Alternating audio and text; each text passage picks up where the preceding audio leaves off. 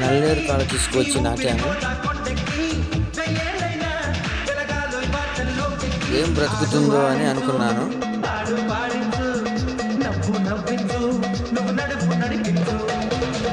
కానీ వేసవికాలం అయినా కూడా బ్రతికింది.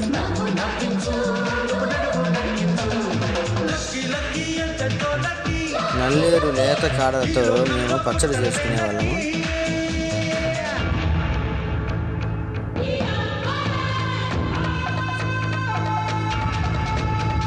న్యాచురల్ కాల్షియం అన్నమాట.